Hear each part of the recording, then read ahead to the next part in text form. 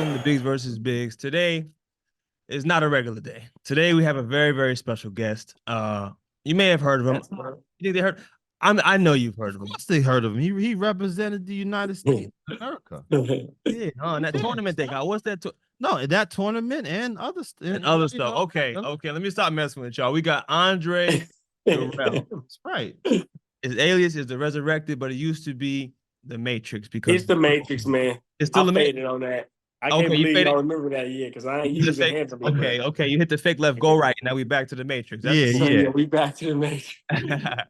Absolutely, the IBF super middleweight champion of the world, the 2004 bronze medalist of the Olympic Games.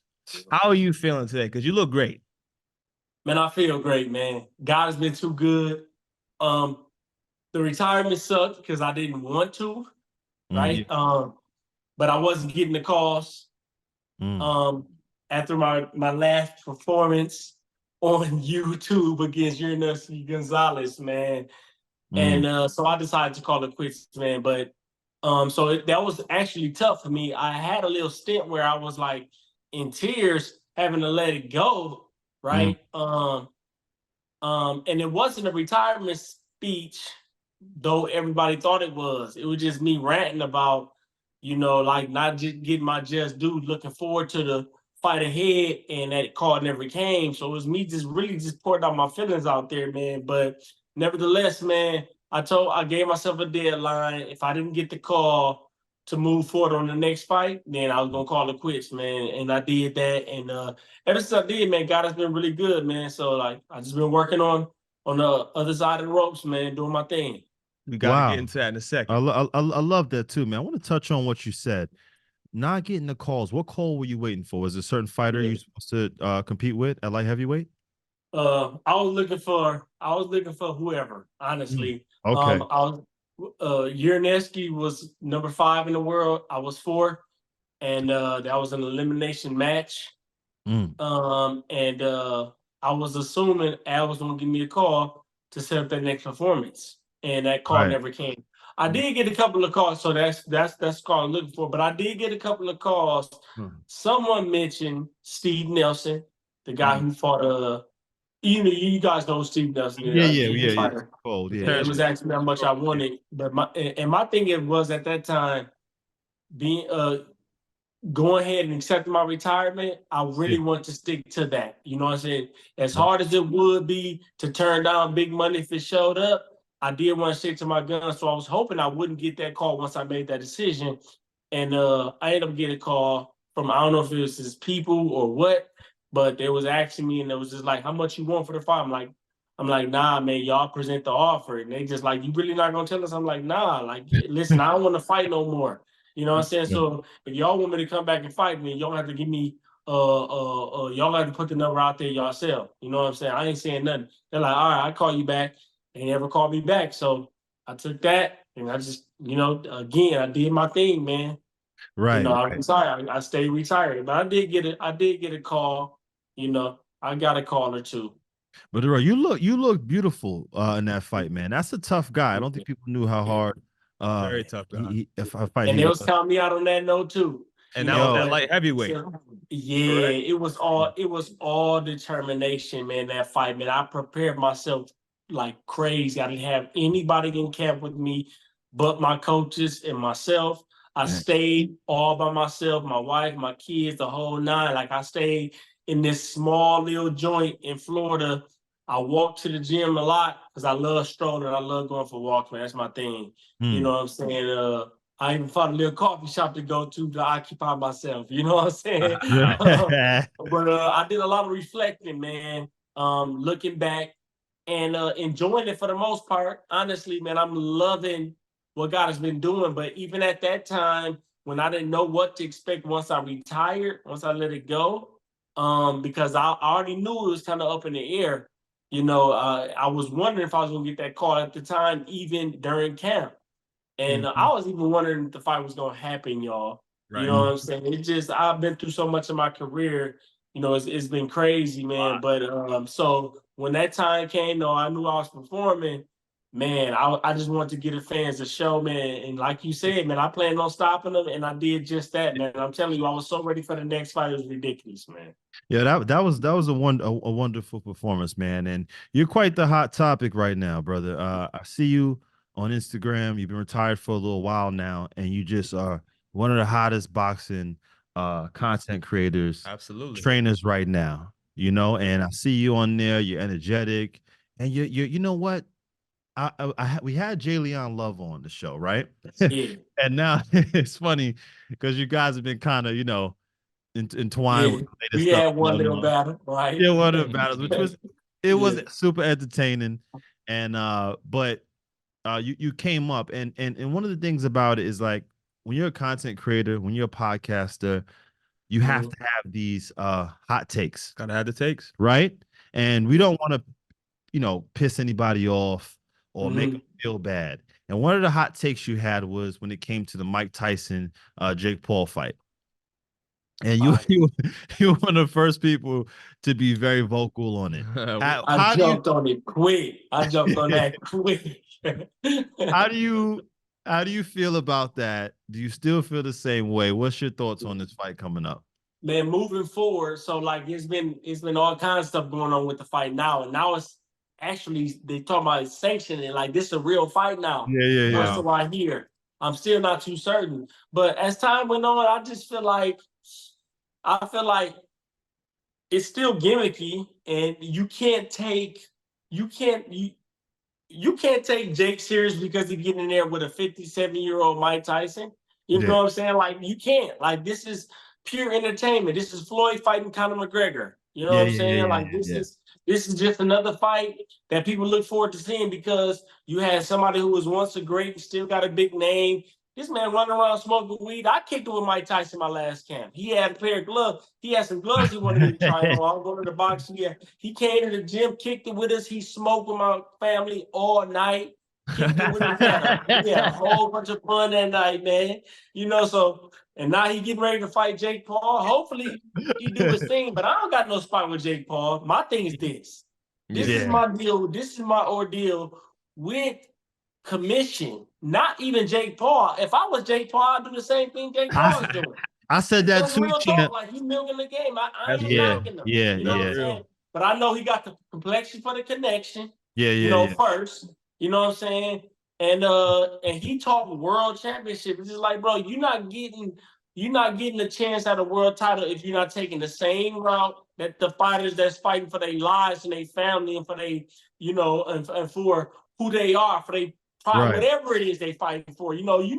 Every reason we fight for, and we got to climb that ladder the hard way. We got to get it the hard way, man. We come from the trenches. Every story you see on a boxer when it's time for him to fight for a world championship or step up the ladder, you see it's from a rough and rugged environment. You know what I'm saying? They fighting to survive, man. They fighting to change the course of their family's lives, man. So it's not Jake. You know what I'm saying? He's jumping on an opportunity because he has a name. And if you get people like Mike Tyson, who did first, was talking about a world championship fight, I believe you can fight for a world championship. I'm like, all right, I already see what they doing. Right. So the second I saw them doing that, it's just like, no, he not fighting for no world championship. I don't care what anybody got to say. I'm a bet. I have to cut you off, Chip. I'm gonna bet you. I'm gonna bet you Jake becomes world champion. Cruiserweight world champion of the world. I said it on my last pod. I'm telling you right now, I see it coming. They're gonna make. Come listen. There's guys that became I'm champ. I will bet you. Listen. Whatever you want to bet. He couldn't beat Tyson. He couldn't beat Tommy Fury, bro. Tommy not even a boxer. It's okay. But they're gonna work with him. Who is he gonna beat for a world championship? Huh? Who he gonna beat for a world championship? I don't even know who's at cruiserweight, but I bet it happened. Cruiserweight is a good call. Come on, Jay. You see it? You see it? If it made sense anywhere, it would be cruiserweight. You know what I'm saying? Like, because it ain't a lot of big names in cruiserweight. You know what I'm saying? But at the same time, still, it's cats out here really putting their lives on the line to be world champion. Again, his name can't put him in position for a world championship. His credibility, what he's done on the way up, puts him in line. Are you ready, champ, for what he says? In my book. I'm gonna tell you how it happens, champ. It's gonna be a guy we never heard of, Yeah. or old For a guy. vacant title. He gonna clip him. Vacant title. You're gonna clip him with a right hand, left foot, put him to sleep, and you're gonna see the interview, man. right? He gonna have the belt. Yeah. Like they said, I'd never be world champion. I think I've done everything in boxing I have to do, and now I'm gonna go and leave, and I'm rich, and fuck all the haters. And I'm telling you, and I want to sit right next to you, champ. What happened? And it's still gonna be a gimmick because even the fight, you gotta fight to put yourself in position to fight for a world championship, which could be this fight right here, him and Mike Tyson. This could be why they sanctioning it. Watch more research. You could be right. You could be right, but I'm gonna still have something to say about it. Like, hey, listen, he the only reason I come out of retirement, and I don't need a big paycheck. You can keep that. My thing is, I wanted to shut you down and let you know, bro, you ain't the man you think you are, and this world championship don't mean a damn thing, bro. It's a fluke. I ain't hating on him. I just can't. I don't see that being cool to the people out here that's really putting their lives on the line. That's all I'm saying. There ain't no hate. You did it the right way. Yeah. You did it the right way. Your brother, Anthony Direll, the right way. Y'all did it the right way. And y'all had tribulations where it wasn't even a clean ride. Y'all had injuries and a lot of things in between. But I like to ask you this: what could he do to garner your full respect, Jake Paul? What could he do from right now? Say after the Tyson fight happens. Man, you got to fight a top 10. Just fight a top 10. You got to fight a top 10. Yeah, I don't care if he fought number 10. Fight 10, be 10. And this got to be a little, like, they can put anybody in the rankings, though. Y'all know that. But at the end of the day, it can't be just out of the blue 10 and you getting there, like, this dude a bum. Man, no, I wouldn't even say he can't even fight Tommy Fury no more. He got to fight top 10. That's up there for real. That's been planning for real. What about the last guy you fought? That's a good fight. Yeah, absolutely. I think that'd be an awesome fight for him. He gonna lose though. Right. He gonna lose, but that'd be a good fight for him. It all depends on when he call him out too, and if Uranovsky been training. You know all we need is I got this. Yeah, we'll you know what? I'm saying we beat him. We just need Harvey Doc. We got him.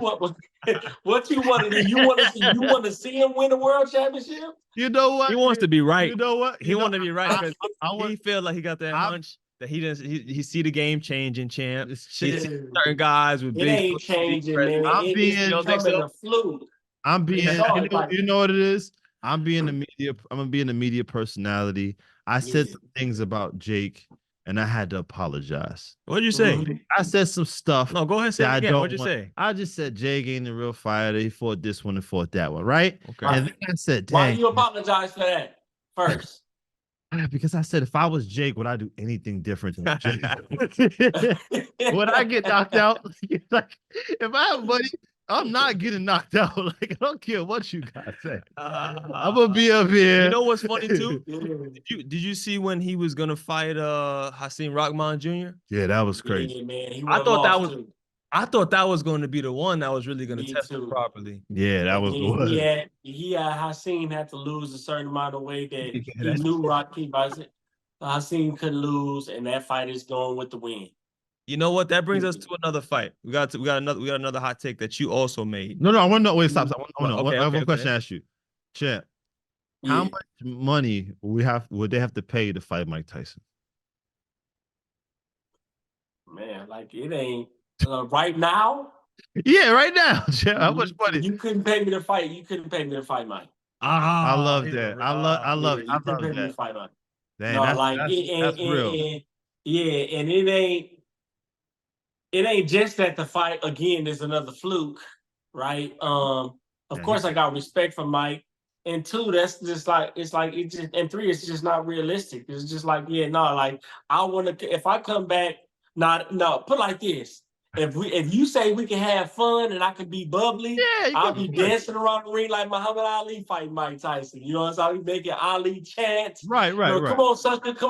I'll be doing all kinds of fun. If it can be fun, I do it for entertainment purposes. But if it's okay, you know what's nasty work? Nasty work is hitting Mike Tyson max power at that age. Yeah. I couldn't do that. I would. But that's what I said. Yeah.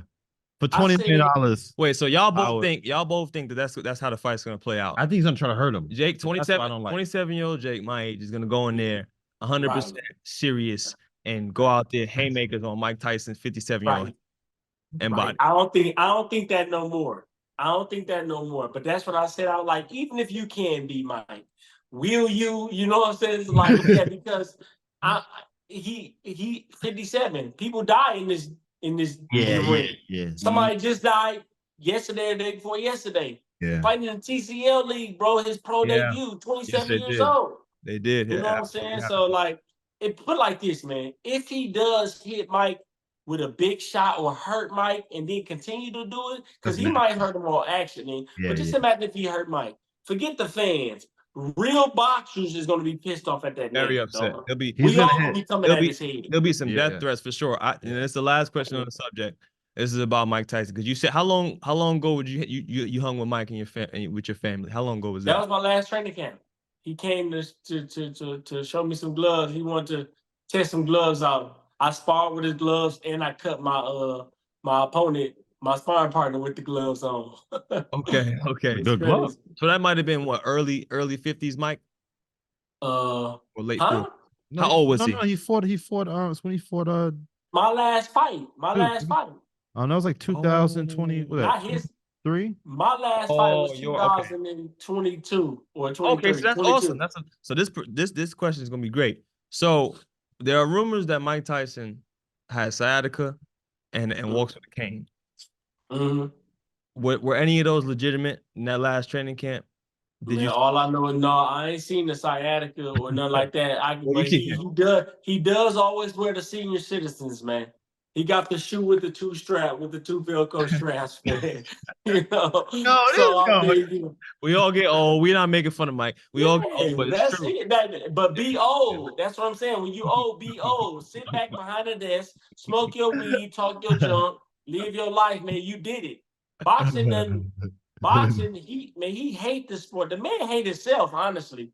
Oh, wow. You know, like Tyson got a lot of regret because of the person he was. Yeah. You know what I'm saying? Got a very deep mind, got a deep heart, you know, and he tell you deep stories, man. I love who Mike Tyson is today. He don't give himself enough credit.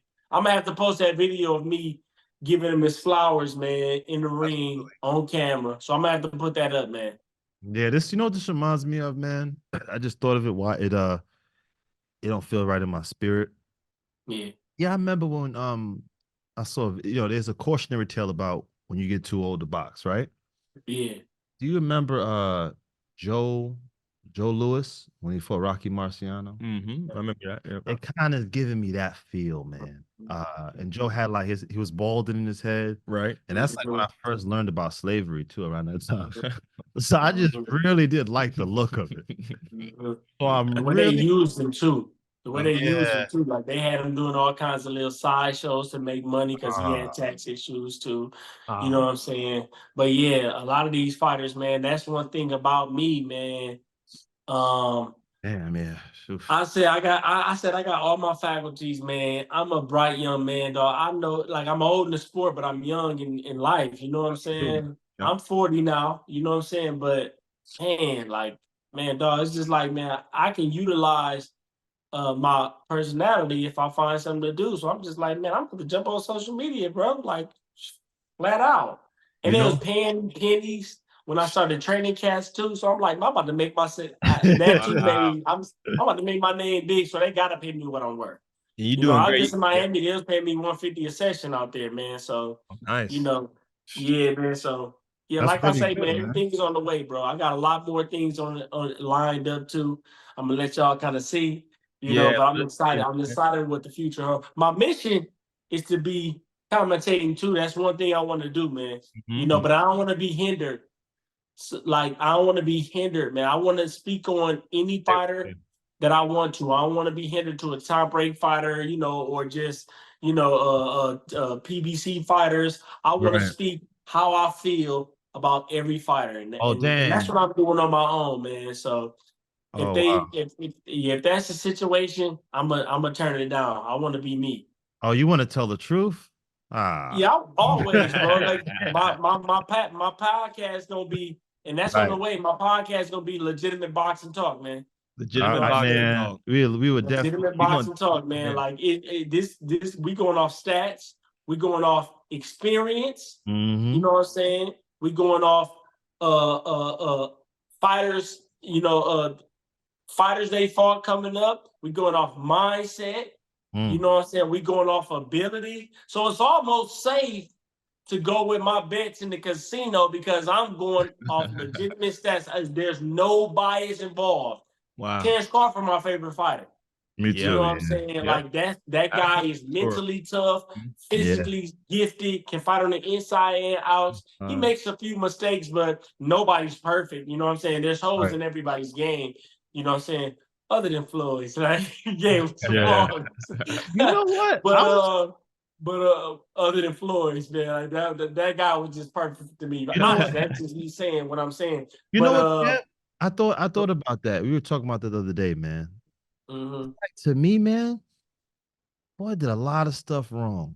Like Floyd he reminded me of like Ali, right? Mm-hmm. The way he would he'll throw a right hand and he'll go left and he'll go right hand, pull this way, then go left. Like I was watching him with Guerrero, I was like, geez, Floyd. Fundamentally, it's wrong, but it works for him. He just like it works. Yeah, it was like kung fu movies.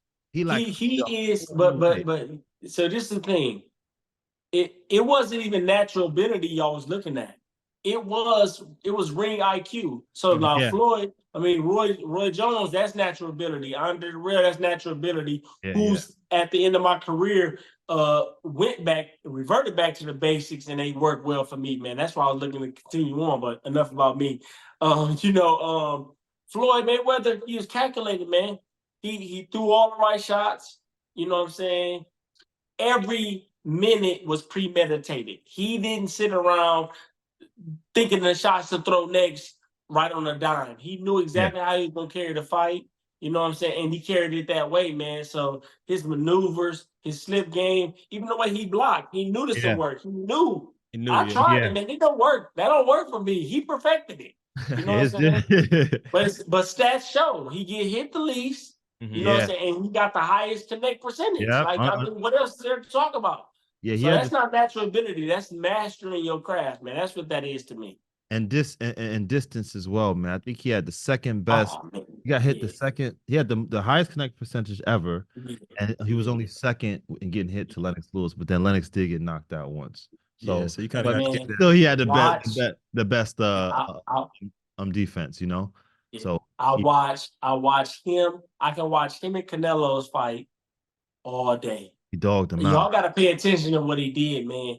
He would step up in Canelo's space every single time. He would put himself in the line of fire because he knew what that boy was. He knew what that boy was going to come with. You know what I'm saying? He knew he had the defense for it. And he knew once he made a miss, he'd make him pay. And above all, Floyd Mayweather knew that he was going to be able to outwit his opponent face to face.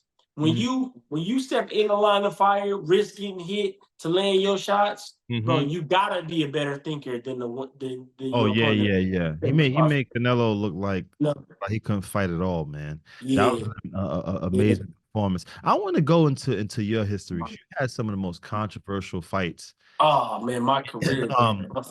I can be pissed off with my career sometimes, and I'm satisfied with it sometimes, man. But for the most part, I love, it's a couple of things I want to ask you about your career, man. I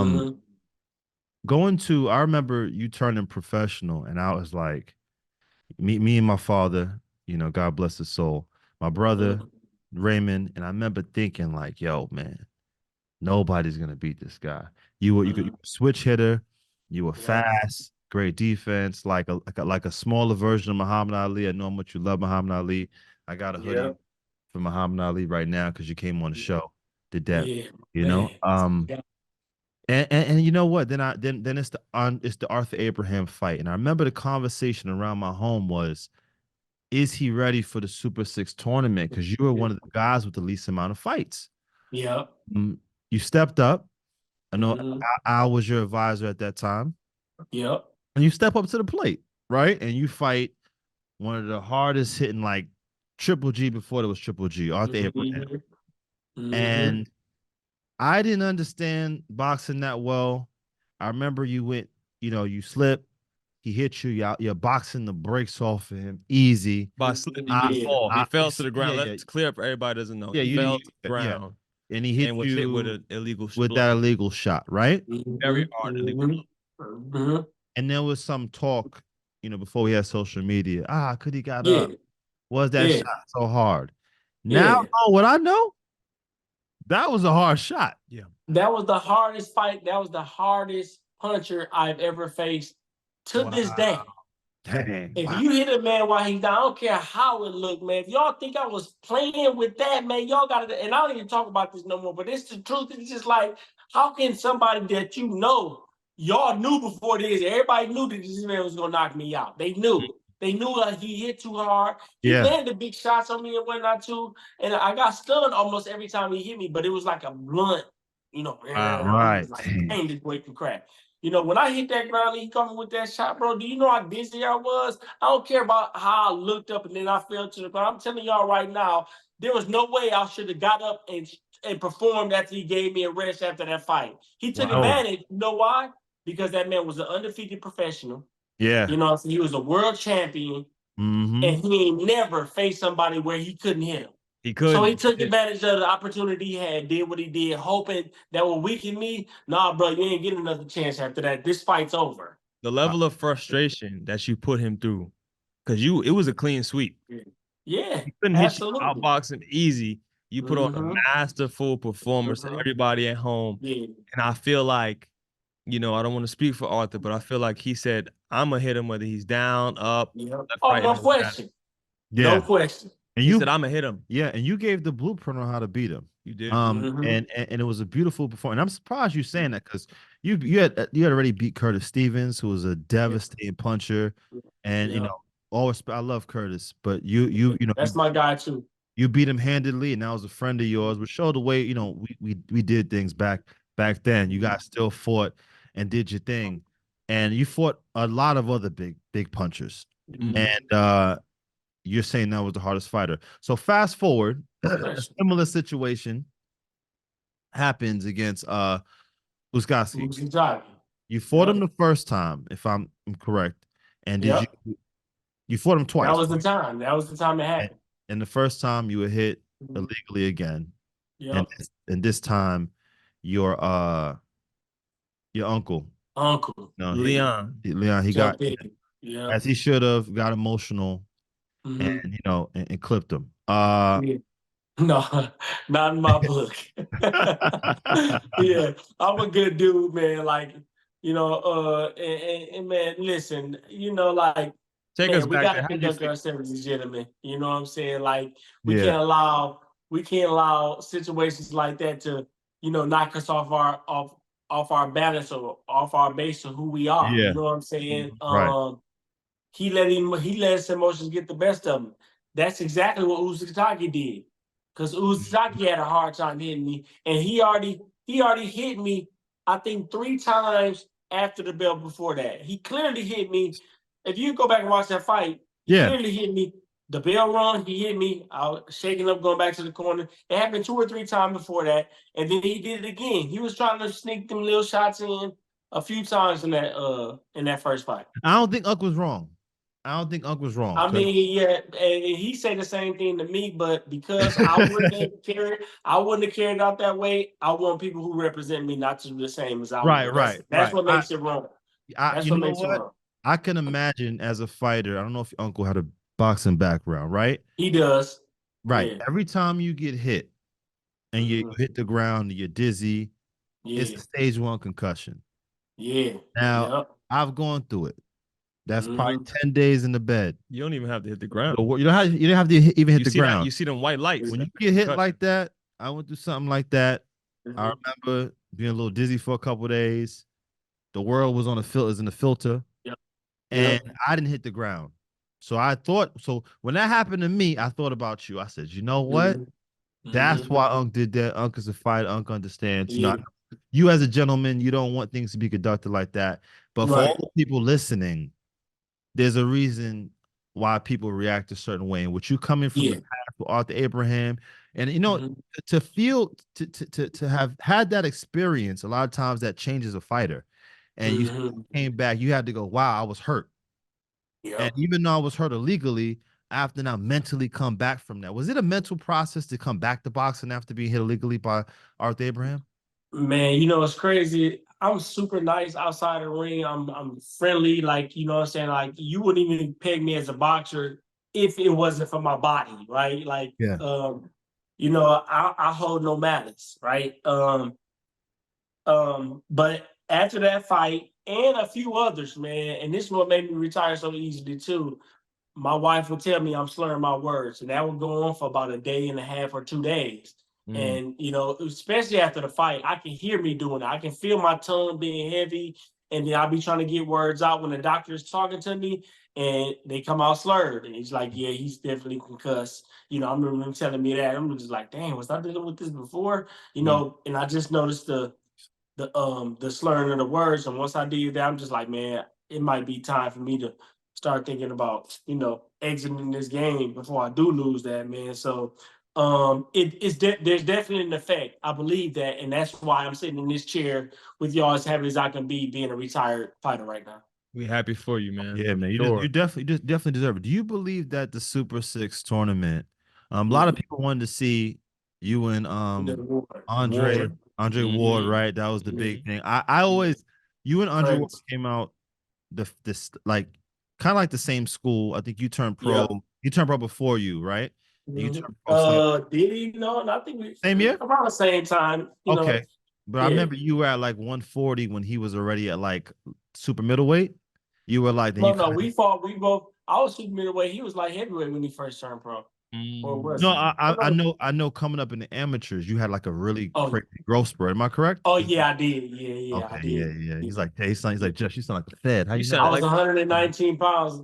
I was 119 pounds, and when I won the national pal, my first open tournament. But then I won 5 different tournaments in 4 different weight classes in 1 year.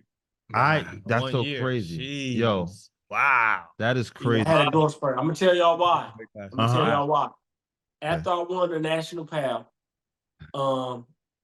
my grandfather wanted me, and this when I fought Rock Allen, one of the guys I looked up to like crazy, Rock and Tiger Allen, right? Love these Philly cats, man. We watched them our whole lives growing up. You know, my grandfather wanted me to go back down to 125 to fight in Denmark. And I already had trouble making 125 in the world championships and got disqualified in Ireland. And my grandfather was like, man, just do it for me, son. I really want to go. So I lose the weight. I fight. I get stopped in the second round because the first round I told my grandfather, I said, I don't have no energy. I can't punch. I ate nothing. I took the water pills he was getting from the doctors to continually pee. So when it's time for me to fight, I was weak as ever. I literally couldn't punch. I threw as many punches as I could, and then I balled up, started taking a rest, got out of the round like, Renee, I'm too tired. And like, just go out there and try. If you can't do it, you can come back, and then we'll just stop it. I went back out, and I tried to get him out of there. I threw probably about a 6 or 7 punch combination, and then gassed out again, and then he just punched in my arms. The ref looked at me just in despair, he counted, and he stopped him. We went back to the locker room in Denmark, and I'm crying. And I told my grandfather, I never lose another pound again. Just like that. He was just like, all right. And so I blew up. I went from tournament to tournament, one weight class to the next, to the next, to the next. I went from 119 to 165 in the span of 365 days, bro. Dang, I said, no, 2002, so 119. I'm gonna have to go back and look at the record because I got the website to where we won all our tournaments because I really want to talk about that one day too. You know what I'm saying? That's a public speaking endeavor for sure. That's something I can definitely bring up, man, because you know, it usually takes a bad experience to bring change to someone. And I remember being 119 pounds saying, I can't imagine fighting somebody 125. You know what I'm saying? Like that's a big step up. Right. And I was showing up at every single tournament and niggas like, bruh, Man, you won 56 now. You won 6, bro. You do tripping. I won every single tournament, bro. You know what I'm saying? But I was at my wit's end, so you know, a real, you know, it was a real situation that caused that. Yo, that's an amazing story. You know what?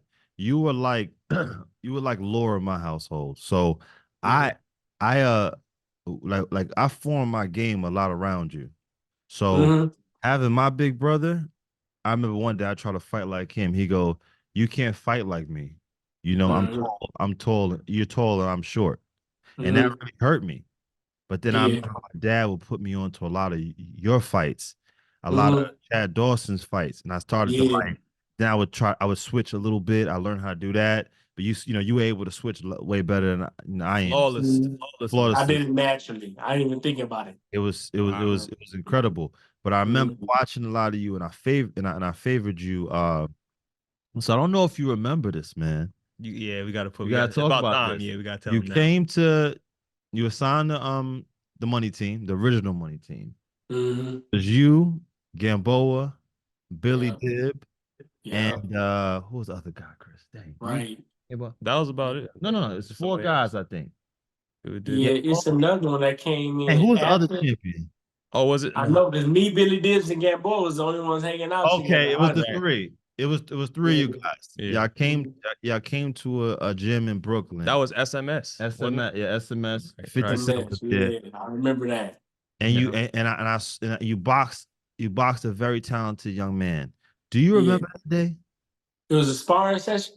It was a sparring session, yeah. Yeah. I remember sparring, but I don't remember who it was. Easy work, right? It was me. I'm a little boy. I'm the little boy you box, champ. I'm the young man you box, champ. It was me. He said it was easy. I heard him. You can't take it back. That's what he said. I heard him. He said no, champ. It was so. Look, champ. You don't listen. I was different. I was skinny. Do you remember? So let's go back to that. You had to be intimidated as hell because you said you. Champ, I was a teenager. I was 19. So what happened is you come to the gym, boom, right? And it was Laura. It was like, yo, man, these 3 fighters, 50 signed them while Floyd's in jail. And he gave them all $1 million, right? Yeah. So I was like, dang, that's so dope. Mind you, at this time, I'm looking up to you. I'm watching your tapes. You like Jay-Z to me, right? Yeah. You like Jay-Z to me and stuff. And I'm respect. From Brooklyn, right? I'm like I'm like, damn, you know, so I got my little stuff going, about to go to the Golden Gloves, right? I'm trying to get on. You in the gym, my brother gets signed to one of the managers that's in the team, like kind of connected to 50, like, yo, if you do well, you get down with 50, right? My brother's like fat at this moment. And they're like, yo, Ray, go box Direll. I overhear and I'm like, dang, nah, you know what? My brother's at 150-pounder. He just got his new deal. I'm like, what? I'm like, nah, I boxed Direll. Everybody looks at me like, oh. Well, look at you, boy. Gangster, right? Yeah. Gangster, right there. Man. So I'm like, me and my brother in the street fight. I'm just like, no, you about to fight me. Exactly. So go ahead. No funny stuff. I just see my brother's like, yeah, I'll box him. And he's like, got like a little belly. I'm like, nah, bro. I got you. He was like, just, it's on Direll, man. I said, bro, I'm Himothy, right? And then I walk over, and then like I get to the dressing room, and it starts getting real and stuff. Right now, I'm like, damn, I only know his moves, right? So, like you probably seen all this before. And then there's this guy, right? This is guy used to come to the gym, man. This is crazy, right? This is how I was really in the hood. I really was that guy. So he like, yo, Biggs. So he be coming to watch me train every day. I'm in the amateurs, and one day, yo, Biggs, man. The first day I got out of jail, I did 25 years. I saw you training, and it motivates me. So I come here every day to watch you. And that's why I don't do crime no more. Right? Yeah, he said it's like he don't do crime no more. He said he don't do crime no more. I kept him out of jail. I don't know where he is now. But deep. So crazy, right? That's so I go in the thing, and then somebody's like, same guy's like, you about to beat his ass. And I turn around, I was like, oh, I was like, no, I didn't say I was going to whoop his ass. I said, just, God, you're the best in the world, right? Mind you, I'm a novice in the Golden Gloves. That's crazy. Crazy, right? But I was putting in the work. I was doing my thing. So Get to the boxing, man. So we get to the boxing God. part. I forget my shorts. I'm wearing an Under Armour outfit. 50 goes, he goes, yo, man. He looking at me, shut up. I was like, yo, 50 think I'm nice. I'm about to get this deal. He go, man. He go, hey, man, why you wearing leggings? And I look at 50, and it's like 300 niggas, the guys in the gym. And I'm like, 50, all the greats wore leggings. He like, who do you mean? I'm like, you know, Batman, Superman, Spider-Man. Hop in the ring. We get to shaking. You know, I throw a shot at you, and you go, oh, you on that young boy shit. I'm going to knock you out. So that wasn't the mindset, but go ahead. So, you know, you said that to me, though, Direll. You said that. I said that? I didn't even hit you, but I threw something very disrespectful. I do like the hardest shot in the world I could have thrown to you. And everybody there, you're like, yeah, I'm going to stop you, man, right? Yeah. You throw a 20-piece, Direll. I got a camera. I slip it. Oh, what? Like, no, Direll, you throw a 20-piece? I go, right? Like, I go Mary J. Blige, with Lil Kim. Ha, ha, ha, ha, ha, right? And this guy was here, Tom. Tom was it that be with 50. Tommy Smalls, yeah. That's right. God bless Tom. He go 50. Yeah, I know. Rest in peace. He go 50. He's him, right? They pointed to me. 50 started looking. This kid might be serious. He's not. How did he hear that in the ring? I don't understand that. Come on, bro. All right, go ahead. We spar, and here's what was amazing. You hit me with an uppercut. My mouthpiece go flying out my mouth. I said, okay, Direll's taking up a notch. Then you go, yo, check it out. You go, I'm gonna hit you with 3 right hands. He said, I'm gonna start. Was I that brazen, man? I don't never remember being like that, bro. That's how I remember. I ain't gonna lie, champ. That's how. That's what you did to me. You said, I'm gonna hit you with 3 right hands. And I said, confidence. And I said, come on, man. Right? You were so fast. Yeah. You would have, to this day, you're the fastest fighter I've ever seen in my life. So basically, I never saw you lift your hand. Yeah. All I saw was this. Bow. That's what I teach. Bow. I teach you to shoot your shot from right here. You gotta shoot your shot from right here, man. You can't pick it up. Yeah. You can't pull it back. You gotta learn how to shoot that shot from right there, bro. You ain't supposed to see it. Direll, it was amazing. So he was teaching you the whole time. Taught me, right? He thought you was talking crap. No, you was putting him on game from the beginning. So you was putting him on game. I'm ending my story, bro. I'm embarrassed, but I was talking crap there because I swear that is not who I am. I'm the humblest dude on the planet, bro. I hate that I was that. It might have been because I was in New York, and I know how you New York niggas are. Oh, yeah. Bro, I was a disrespectful kid. I loved you. Don't get me wrong, but I was trying to get a deal. I only had 2 pairs of sweatpants. Hey, plus your favorite rapper. He's my favorite rapper. You think I'm finna How many fights did you have? I had 9 fights, but I was nice. Amateur fights, novice. I was knocking out everybody. You had to show me a different level, right? So hit me with 2 of those right hands, Direll. It was most amazing stuff I ever seen. Back to the story. You hit me with the uppercut, mouthpiece flying out of my mouth. I throw a combination. I'm trying to fight you, and then, man, God, 50 Cent jump in the ring, grab you, and he go, "Yo, kid, I'm coming to your fight." Right? And at that moment, that was one of the greatest moments of my life, and I've been waiting to tell you the story. Yeah. Hey, man. I'm glad you got an opportunity to step in there with the Matrix, man. And at the same time, man, the humility, bro. Like you that's otherworldly, man, for real, man. I'm gonna give you your flowers now, man, because we ain't gonna let pride get in the way of another black man's success, man. You ain't doing that, man. That's who I am, man, to the core. You know what I'm saying? If I feel like somebody deserves their flowers, I'm going to give them to them, man. So first of all, let me say, mad respect for you for giving me my props. And on top of that, mad respect for you, you know what I'm saying, for stepping up to the plate and stepping in with a guy like me too, man. I got to give you applause for both of those, man. Thank you, 2 stacks, man. You that guy. Bro, since we reminiscing, hold on, one more thing. So how we first actually, I think, heard of you, I had just started boxing. I was like 12 years old. Yeah. Definitely trained at the Winter Haven PAL. Did you not? Yup. With Andre Berto. This is my brother. Yeah. Andre Berto. My brother Raymond Biggs was trained there too. And us 2 tykes would be in there with you too, man. And the thing I remember the most about you was the way you jump rope. You had this triple jump technique. Yeah. And I don't know. I still to this day be trying to replicate it. Like I was like, oh, what is that?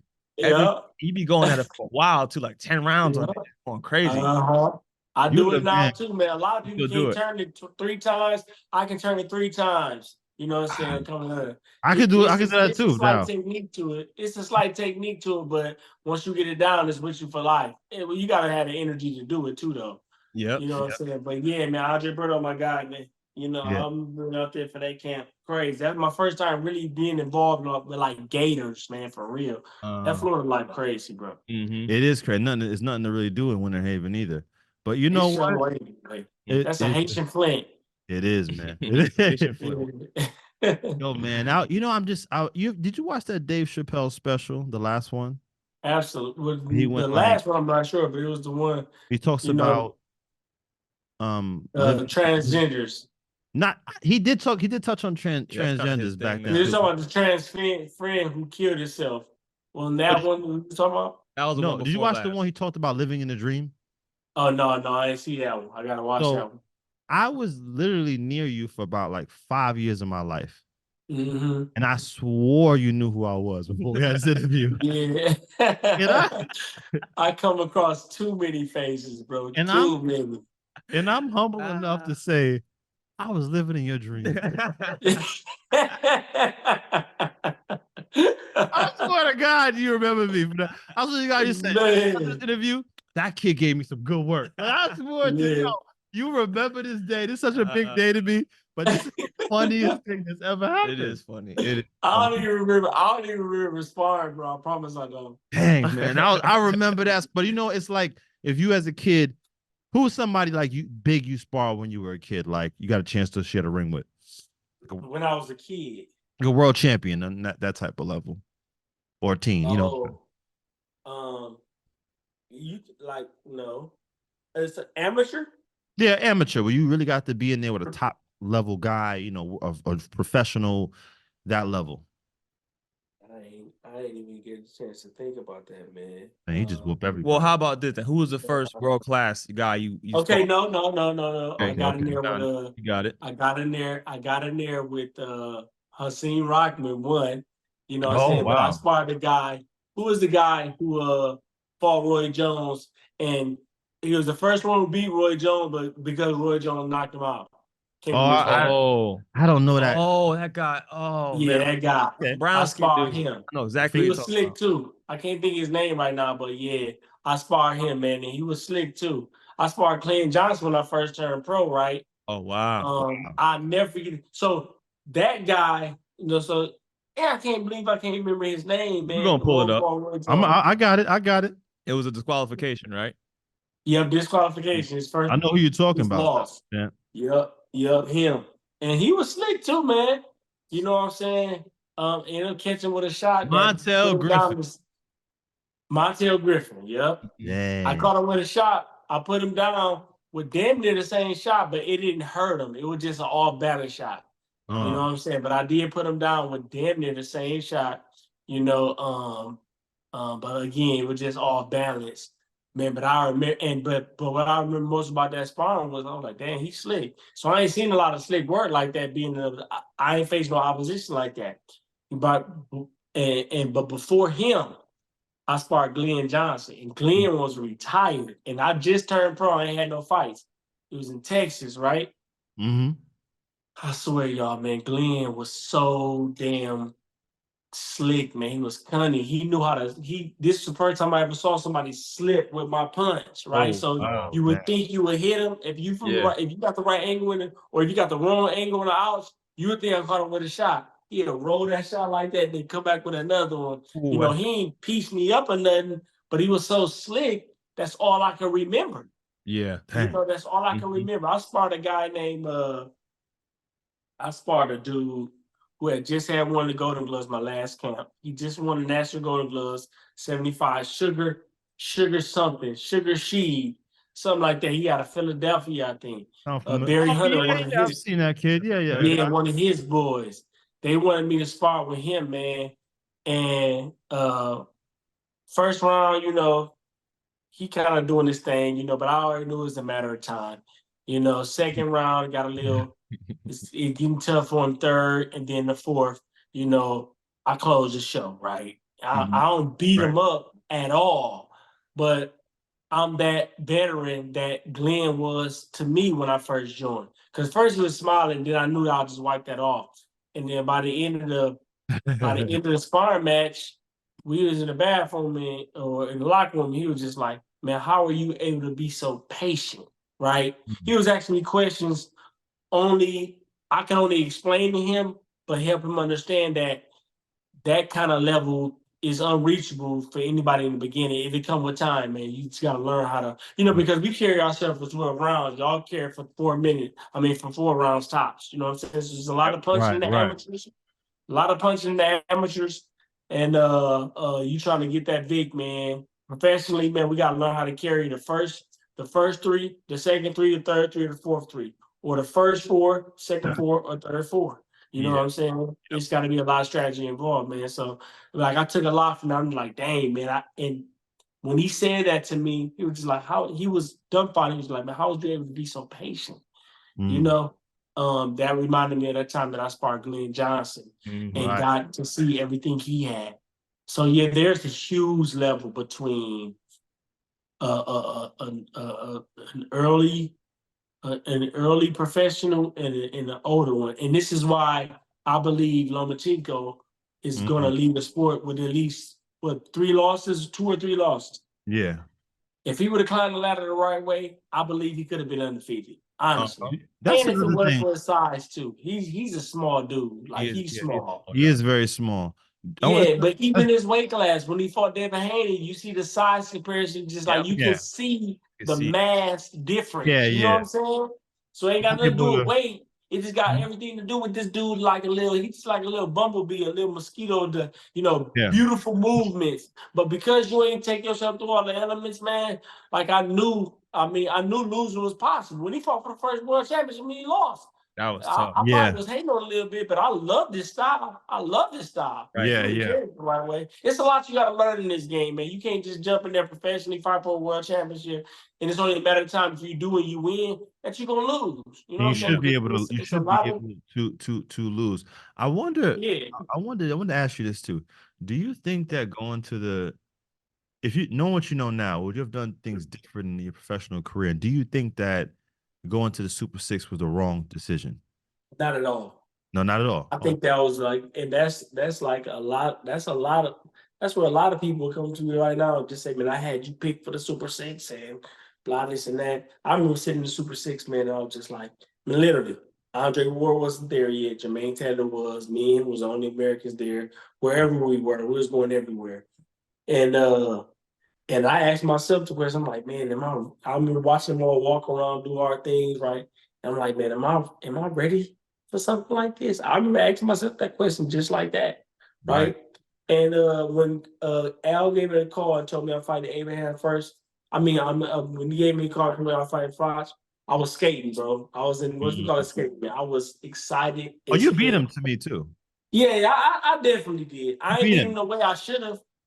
Going back now, and if I could have got a rematch for Frotch, there's no way he would have beat me Frotch at all. You know what? I think that was a very tough fight. Frotch is probably, I can see Frotch as a Hall of Famer, one of the greatest from his country. If you what's the saying from Fast and Furious? If I win by a mile or an inch, it's still a win. Like, people gotta stop doing that. If I win, I won. I won. Somebody to tell me you should have really did this. You weren't there. You wasn't and I did what I had to do. So I got you beat Frotch, man. Yeah, absolutely, man. No question you was about a prodigy. Yeah, people gotta stop doing that. I don't like that. I don't dwell on it either, man. Every experience is a good experience, man, if you know how to utilize them, even the bad ones. You know what I'm saying? You got to learn how to utilize these experiences. They make you better. They, in turn, make you better for the life ahead. Whether it's in boxing or in life, man, them bad moments are the only time your character is going to be tested, and it's going to reveal who you are. You know what I'm saying? Not to be a philosopher, but that right there is the truth, and that is what people need to hold on to. So I could never, even if I had the opportunity, go back and change how things worked out. You know what I'm saying? Right. Every experience is there for a bigger reason than we know. You know what I'm saying? You gotta learn how to embrace those and build on that, you know, to become a better version of yourself, man. That's all bad times are set to do. Right. Build on who you are. I'm fun, I'm loving, you know what I'm saying? But I had a lot of tests in my career or in a life period, you know, that made me even question if I need to remain who I am today. But I'm telling y'all right now, man, the personality I got, the bubbly personality, the fun, the charismatic guy that I am, God made me this way for a reason. So I gotta shine in my life for as long as I can. You know what I'm saying? The objective is whoever God made you to be, you don't allow that person to change that fabric of who you are into the day you up to the very day you die. You know what's I think the most important thing is just being you your whole life. Absolutely. You know, something very interesting about what you're saying is I heard that someone asked Muhammad Ali if he changed anything, even though he ended up with, you know, Parkinson's disease Right. and suffered from that. Mm-hmm. He said, no, I wouldn't change a thing. I would take all Right. the fights I took, I'd do everything. You had the same attitude. Mm-hmm. You have the same exact attitude, and that's really remarkable. And we have, you and I, we share a birthday, man. Oh, yeah. September 7th. Yeah. September 7th. September 7th. Andre Berto too. Birdo too. You know, I did forget that. Shame on Yeah, you. we got the same names. We was born on the same day. Wow, you guys still good friends today? To this day, yeah. I talked to him. I talked to him not even a month ago. Wow, man, that's awesome. Berto gotta come on here, man. I like to reunite with Berto too. Berto got a lot of great stories. A lot of great stories in his career. He's also dope on with the social media stuff as well. I like your answer about that, man, because you know a lot of people. I'm going off of when I said that. I noticed that like a lot of African American fighters, especially back then, people were thrown to the wolves. The only difference between I think like not to really down this person, but you and the Canelo Alvarez was just the people you fought at the times you fought them, right? And I think that even Canelo to this day is like more protected. Yeah. Rather than a guy like you that went to the Olympics and the Pan American Games as well. And those are kind of like the fighters I feel like should get paid more, should be protected more. You guys, come on, you know. And there's some guys out here that we're watching and we're like, dang, like, why is he the guy? But a lot of this has to do with, you know, this is a black podcast on the Black Revolt. And, you know, I feel like, you know, it's not fair. And I think that's what some of the feelings we have with certain, you know, these guys, you know, if it's the Pauls or whoever, opportunities should be given. And a lot of times, us as African American fighters, we end up not getting paid what we really should get paid. You know, and not being recognized and praised the way we should. Like you're a walking legend, man. Sure. You know, man, and that's big, man. You know, literally, man. So I'm like, again, man, like sometimes I feel like my career was everything, and other times I'll be like, man, I could have done so much more. But I had a conversation with Andre Ward. He was just like, man, believe it or not, man, I wish I feel like I should have stayed. I had to do more. You know what I'm saying? So the flesh is never satisfied, bro. We got to look at that in every aspect of the word. You know, there's always another reason to come back, right? Or there's always a reason to have your regrets or hate the sport, despise boxing. You know what I'm saying? But again, man, y'all just got to really take this to heart and just accept it for what it is, man. The challenges of life build the character, bro. Builds on your character. That's the only thing I really pay attention to now. And you know what? The main reason I pay attention to that is because even family will run you over, taking your kindness for weakness. I was kind to everybody. I gave my money away. I did everything wrong, right? For all the right reasons, right? And instead of like, the last thing I'm gonna do is blame anybody for any failure that I've went through in life. So if I ain't gonna blame nobody, I gotta blame myself. At the end of the day, it's up to me. No external factor can stop me from being successful in this life. If they knock me down, if they hold me back, if they tie me up get in a rope for a month, then I'm held back for a month. But when I get off that chain, I got a bigger reason to fight. Now I got a bigger reason to go harder. You know what I'm saying? And now I'm fighting for more. So I look at Ali's career.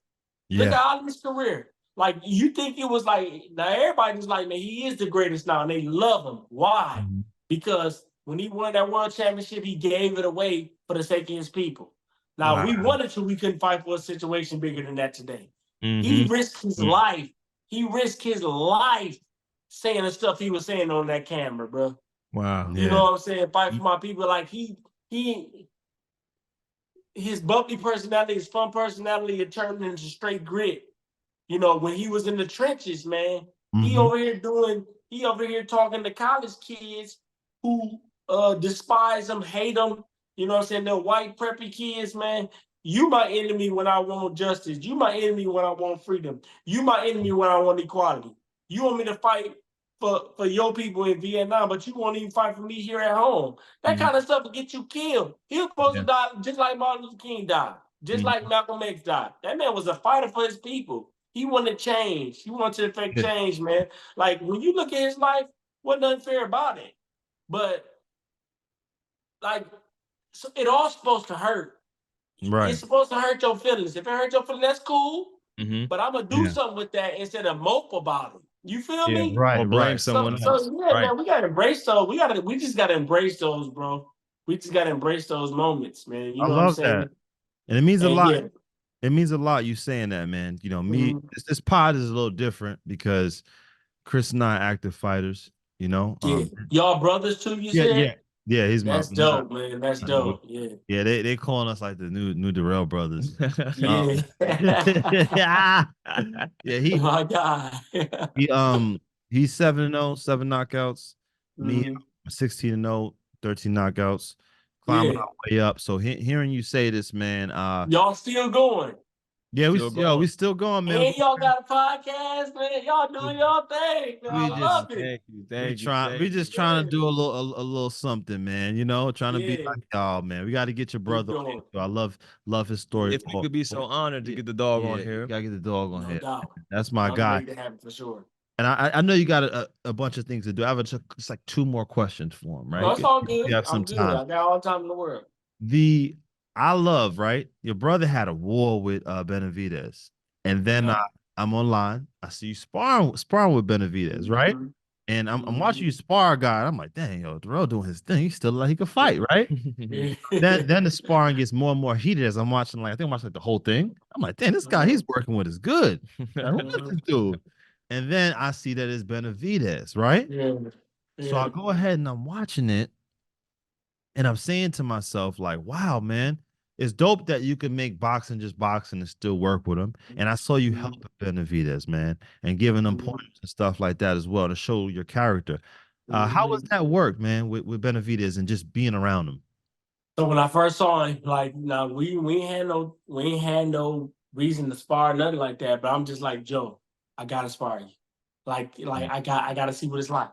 Right. And I was out of shape and everything. But he still told me, he said, I start camp in 2 weeks, we can go then. Now he's been sparring the whole time. Right. And I said, all right, cool. So we come back 2 weeks later and he getting ready to spar. I'm putting my stuff on. And he's like, Direll, you sparring? Like, I'm like, yeah, you said we can work in 2 months. He's like, oh, all right. You know, I said, so we gonna work. So we made sure I was first. And what you saw him do, get off, the way he was getting off on me, that was simply because I was tired. I'm telling you now, if I had feet at all, like I ain't sparred since I fought, you know what I'm saying? He been sparring since he been there. I'm telling y'all right now, if I sparred that man and I had my legs, it wouldn't even be as bad as that looked. Oh, it didn't look bad to me, man. No. Yeah, because they showed me getting off and they showed him doing his thing afterwards. You know what I'm saying? But I'm just like, damn, like I was that tired. I was seeing how my hand was kind of lagging on the other side. You know, so I was looking at certain things. I was like, damn, I was tripping when I was even thinking about it. But he didn't hit as hard as I thought, you know, and but he is very active, young. You know what I'm saying? Like he's pretty much Superman compared to who I am today. You know, especially an out of shape Andre Direll. Like I train all the time, bro. I train all the time. I love working out, but sparring is different. Fighting shape is different, yeah. Sparring is different, man. And so I told him, I said, listen, I gotta see what it's like. You know what I'm saying? Huh? And yeah, we had a good sparring match. They loved it. They were just like, man, we ain't seen sparring that good since we been here, man. You know what I'm saying? So we had a good time in there. And he doing his thing in camp right now too. That was amazing. Yo, that was amazing work, man. You definitely did your thing. So I got three last little questions for you. It's a little game. It came from 2. No, I know, I know. Okay, It's a little game we're gonna play. Direll, we're gonna let you go. The cutoff? Oh, we're good, bro? You got the bag right there. Yeah, this time. He came back with the bag. You know what? If you can't answer this, this my garage, man. I love that. This is my workspace right here. I like that bag, man. If you can't answer some of these questions, you know, it's kind of an either or thing. Then I guess after you get off, you could do some minute drills or something, man. So the first question: who was a flashier fighter, Prince Nassim or Camacho? Prince Nassim all day. Okay. That was okay. Prince Nassim all day. Yeah, I love Prince Nassim. Who was the GOAT? Muhammad Ali or Floyd Mayweather? Ali. And Ali? All around. Yeah. All right. Okay. Period. Here's the hardest question I'm gonna ask you, man. And you know, you can go do your professional boxer stuff. Who had the better song? Roy Jones Jr., You Must Have Forgot, or Ryan Garcia, Blessed and Highly Favored? Not the hardest record. I drove G.O.D. too, man, but then who got the hardest record? Track, man. Come on. That's Roy Jones, y'all must have forgot. Honestly, that song is hot to this day. I swear, I love it. Boy, come on. I seen the performance somewhere too. I was like, yo, it's in Russia. I bet you he no. But don't lie. After that Devin fight, I'm not gonna lie. That joke was hitting hard. Yeah, that was the hottest record out for 5 days. I love God too. I gotta go. Ryan a wild boy, man. But you know why? He a wild dude. But you know why? I couldn't understand. Like everybody thought Devin was gonna win, but after like that song was the soundtrack of why he won to me. I was like, how did this happen? I was like, highly favored, and it just started hitting. I was like, this. I don't think he tricked nobody. Yeah. You know, so I think he was still doing what he was doing, getting drunk, but just having fun. You know what I'm saying? Now they say he got tested now though. You know, they said the test came back positive. So I mean, yeah, like you can't disregard that. But you heard that, but he ain't gonna get in there with him no more. No, yeah, you know, it's like, you know, like that fight. It got 2, you know, it's like the Terrence Crawford, Errol Spence. We love both of those guys. No need to do it again. No, it's okay. I think if they fought 10 times, could Devin win some of those times? Absolutely, I think so. But what's the need? We had a great time, and I think we move on. We're very proud of both of those young men. You know, but if he cheated though, man, I'm not. You know what's strange? You know what's strange about that Osterin, something like that was how it's pronounced, but it doesn't really help you as like a performance enhancer. It just it's supposed to help a pregnant woman from losing muscle mass. So that's what's strange about the whole finding. But it keeps him strong. Yeah. So first he didn't make weight to keep his power, and then he take Osterin to keep his power. So it's just like. That does help you. That does help you in a sense. I know it doesn't help you like you saying, like you thinking, but I mean that's all it takes sometimes. When you lose that weight, man, you burn all them, you pull all that water off, man, you definitely burning some muscle, you know. And that can affect your performance, man. So it can affect you. You're right. And it depends on the levels and certain things, but you know, Devin didn't have ostrich. So if Devin didn't have ostrich, then we can't. You know what I'm saying? Yeah, it's not a fair fight at that point. If he on ostrich and Devin don't have ostrich. And they thought I had Ryan picked from the assessment I had did in the gym.